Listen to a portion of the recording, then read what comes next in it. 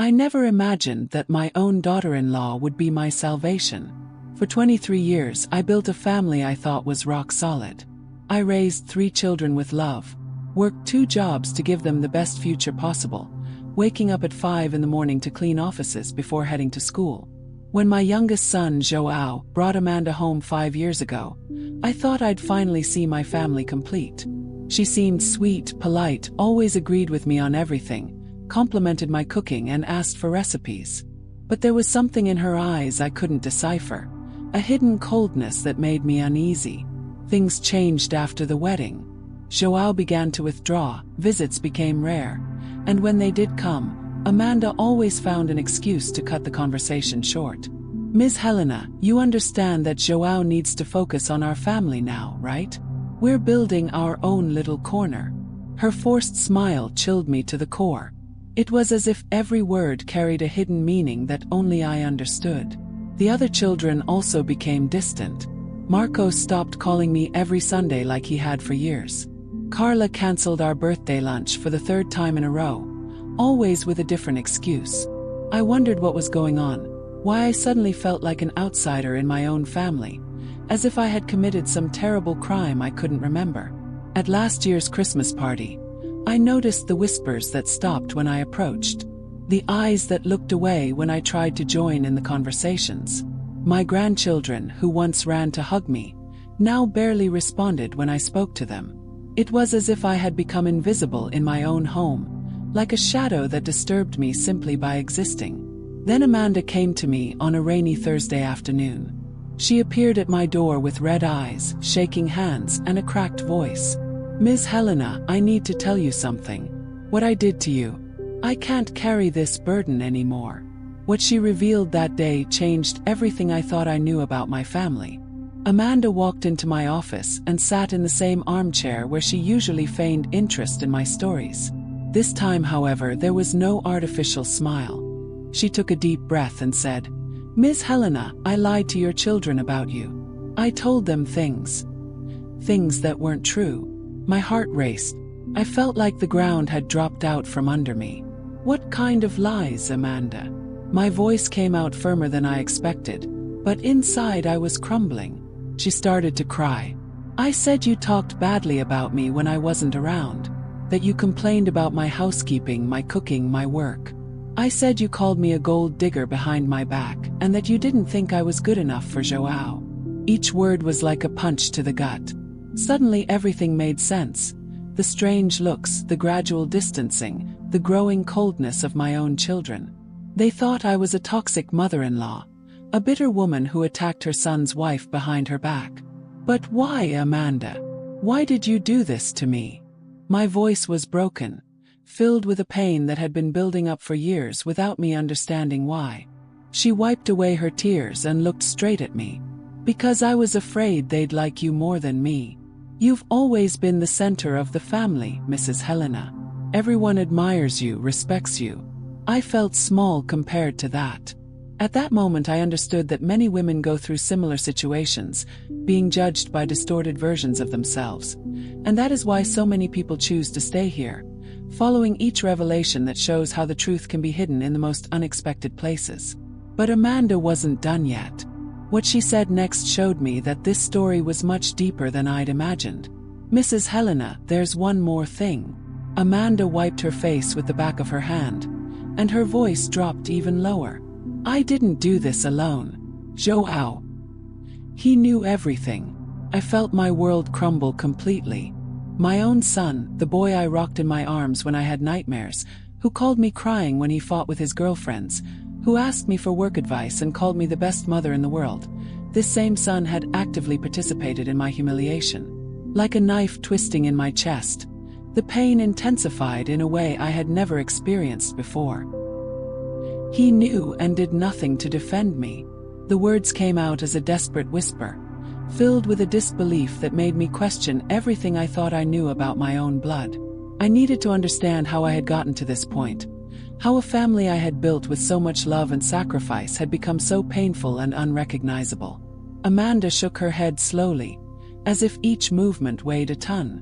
"Worse than that, Mrs. Helena." He encouraged me.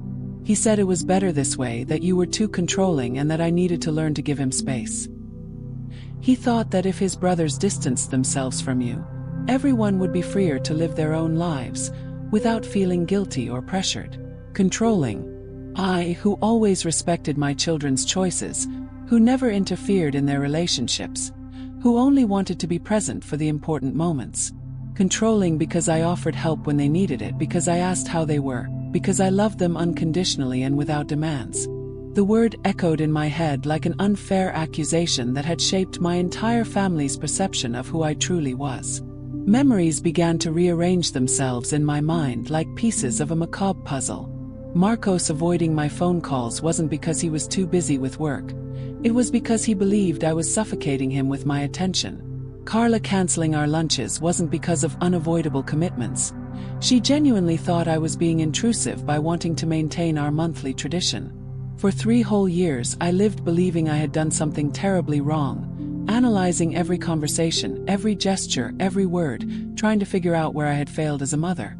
I spent entire nights awake questioning myself, blaming myself, feeling small and inadequate, as if my existence were a burden to the people I loved most in the world. But as Amanda continued speaking, a strange shift began to occur within me. The pain was giving way to something I hadn't felt in a long time, a cold, determined clarity. And what Amanda told me next confirmed that my mother's intuition was right all along. Mrs. Helena, I recorded some conversations. Amanda took her cell phone out of her bag with trembling hands. I didn't know what to do with it, but now I know you need to hear it.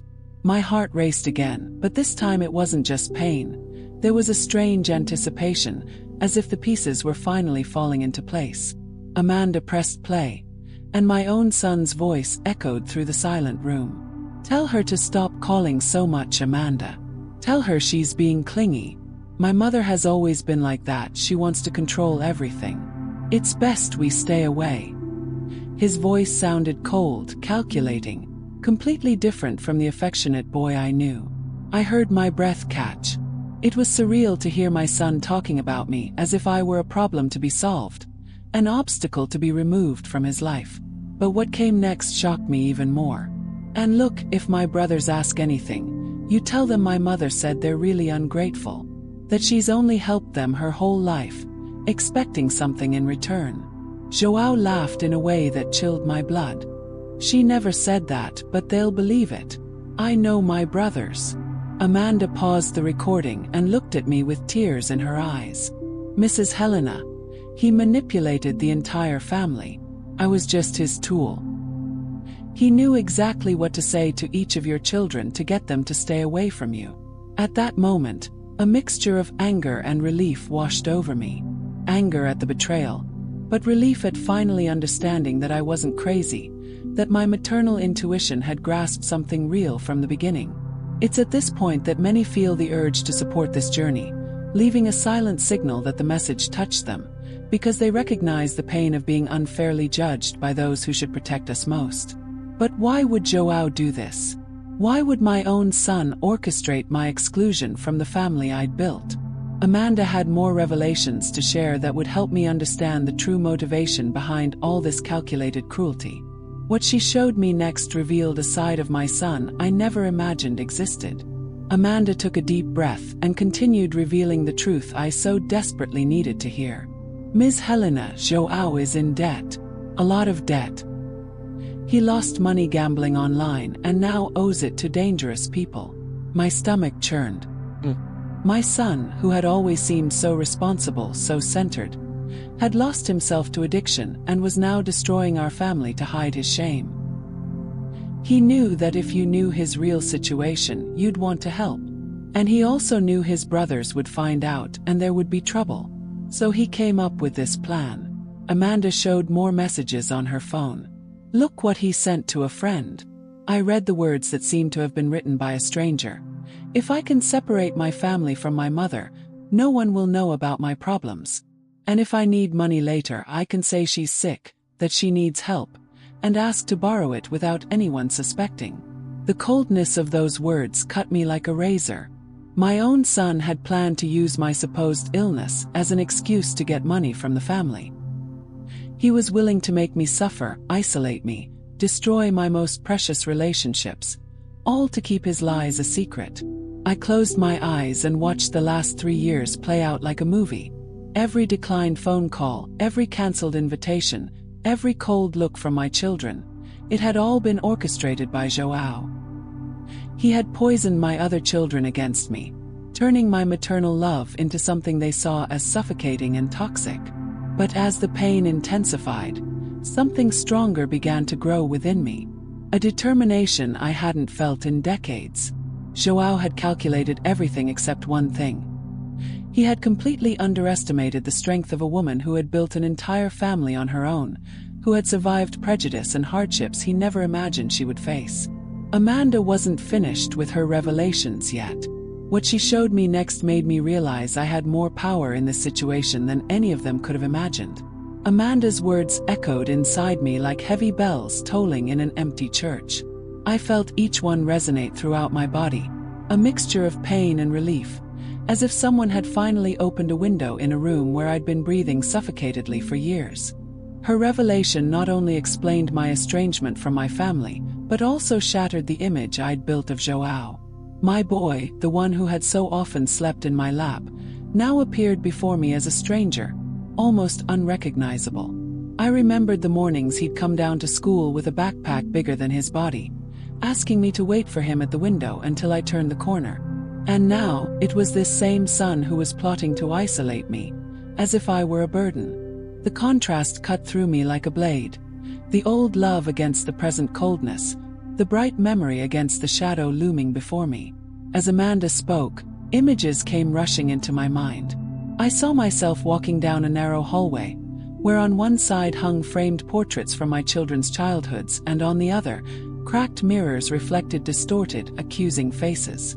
Each step sent me teetering between the warmth of memory and the ice of reality. Fear also crept in subtly. The fear of facing my other 2 children and seeing in their eyes not only the distance, but the belief that I was truly the suffocating mother João had described. It was a fear that burned deeper than any other, that of being unfairly judged by the very children I carried in my womb. But alongside this fear was also a thread of hope, as faint as a candle flame. Perhaps those recordings were proof that I had never gone mad, that my intuition had not lied. It was a state of suspension, like being on a bridge swaying over a chasm. The strong wind threatened to throw me into the void, but in the distance I could see a streak of light, as if something were about to break through the darkness. And this anticipation, mixed with dread, kept me steadfast, waiting for the moment when the full truth would be revealed. The recordings Amanda showed me kept spinning inside my mind like a never-ending wheel. I heard João's voice over and over, and each time the distance between the son I remembered and the man now revealed became clearer. It was as if I were standing on a stage where the entire play had been rehearsed to exclude me, and suddenly the curtains parted to reveal the hidden mechanism. Realizing that brought a new weight to my breathing. It wasn't just my mother's pain, it was also the strategic awareness that I finally had something concrete in my hands.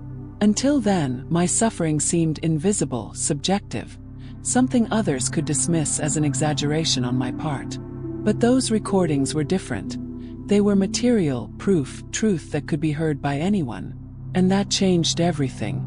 I spent days remembering every situation in which I felt diminished, every meeting where the conversations ended as soon as I arrived, every gesture of distancing myself from my children. Now, with João's words recorded, I could see how these reactions had been carefully cultivated.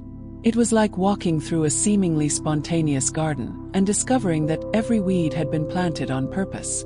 The contrast between effort and reward became clear.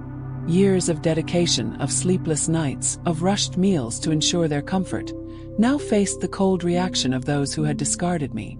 And yet, this contrast no longer paralyzed me. On the contrary, it reminded me that there was strength in the simple act of resistance. As I thought about all this, it occurred to me that perhaps others have felt this same mix of pain and clarity, this oscillation between wound and strategy. It's at this point that many feel the urge to let their own reflections echo, almost as if each comment were also a way of rebuilding something within themselves. And I, in the silence of my room, began to feel that the story was heading toward a moment where nothing could be hidden anymore. The tension was growing like a thread stretched to the point of breaking, and I knew the rupture was about to happen. With the recording saved on my phone, I began to see my home and my family differently.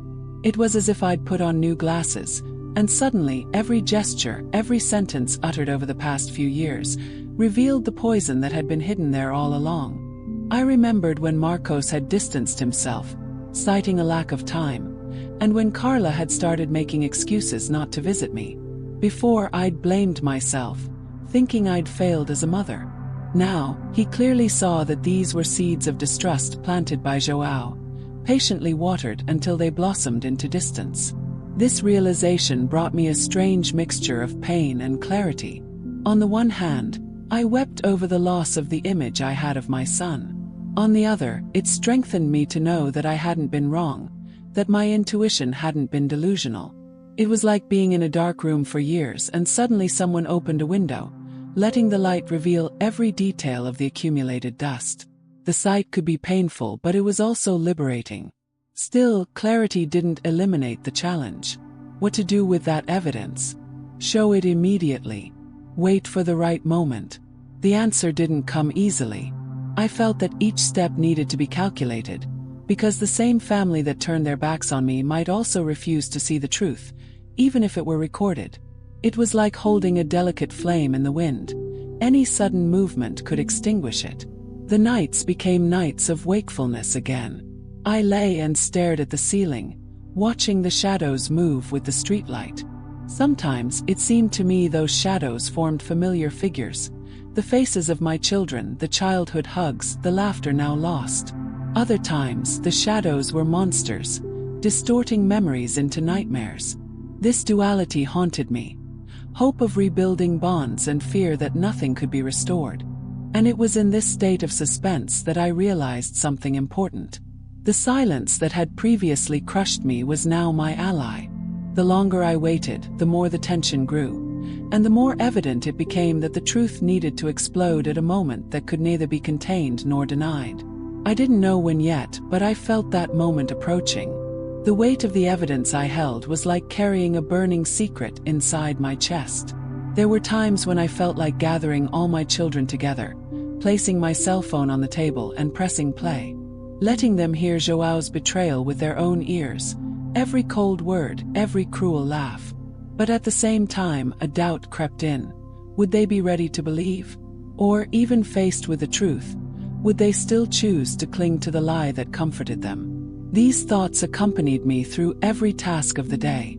As I washed the dishes, I watched the suds run down the sink like memories that couldn't dissolve. As I made the bed, I imagined the sheets as a white stage where everything would finally be exposed. It was like living between two worlds, that of silent waiting and that of imminent revelation. Contrast gnawed at me. There were moments when confidence rose within me like a beacon, illuminating the path with the certainty that I held the truth in my hands. But soon after, the shadow of doubt would creep in, hinting that perhaps it was too late, that the broken bonds could never be repaired. This interplay between light and darkness kept me alert, like someone walking a narrow bridge over a chasm, listening to the echo of each step. At night, the tension was even more intense. The clock ticked slowly, and each tick seemed to remind me that the decision couldn't be postponed forever. I closed my eyes and saw the faces of my children, still young, running around the room, laughing loudly, begging for my lap. Then I saw them as adults, distant, with the cold gazes that had so often pierced me in recent years.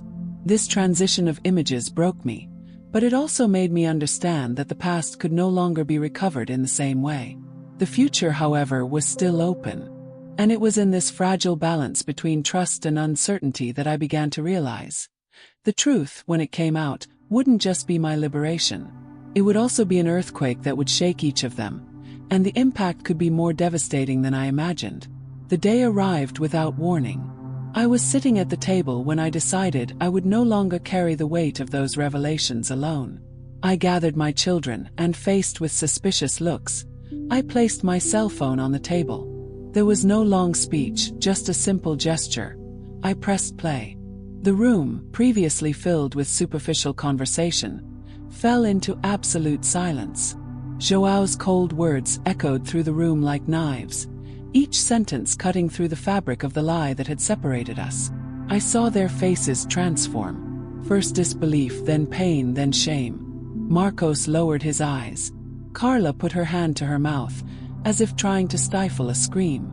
Even Joao, exposed to his own voice, seemed unaware of the monster that had revealed itself. It was a spectacle of masks falling, a performance that could neither be interrupted nor denied. I stood my ground. There was no anger in my gestures, only a hard-won serenity. Because the truth, when it finally reveals itself, doesn't need shouting. It asserts itself. With each recorded word, I felt as if years of guilt and loneliness were being ripped from me. I took a deep breath, like someone finally opening a window after a long time in a dark room. That was the moment I understood that my story wasn't just mine. It was also that of so many people who have been silenced, wrongly accused, and separated from those they loved most. And that's why we so often feel the urge to like, comment, and subscribe to journeys like this, because each gesture becomes a way of saying, I also recognize this pain, and I also believe in the power of truth. When silence returned to the room, it was no longer the same.